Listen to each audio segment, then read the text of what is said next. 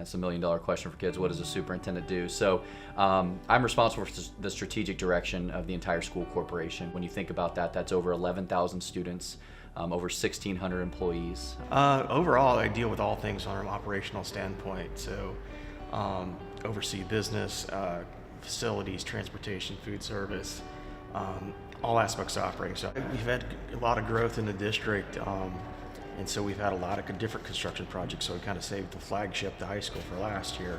And so we've had to break it down into a number of different phases. The entire scope of the project is to make sure that we have spaces that can keep up with our programming. We've had to break it up into different into phases. It's just too massive a project to kind of try to tackle all at one time. And we're addressing the needs of the growth. We currently have a little over 3,400 students, I should say, in the high school. It's still slated, projected to go up to 4,000.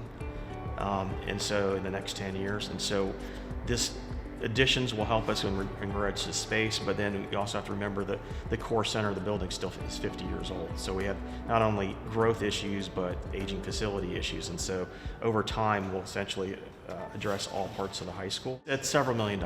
And so we won't know the final total cost until we do actual bids. 2030 is when we'll all be done, and you're talking in the hundreds of millions of dollars when it comes down to all the construction that we're doing between all the projects that I talked about, including elementary and intermediate. I believe the last phase is right at $100 million at $99 million.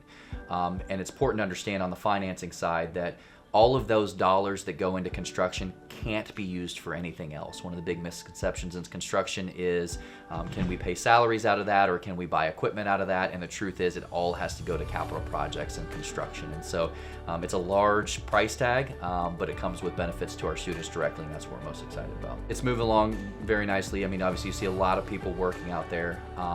But ultimately, I just want them to know that it's all for the benefit of students and making sure that we're touching every single one of the programs. And when you're talking about performing arts or athletics or academics, those teachers had input in how those spaces were designed because they know what's best for students. And so they were wholly involved in the conversation to make sure those spaces are exactly what we want them to be. It's their community, it's their schools. What do people want to see from their schools?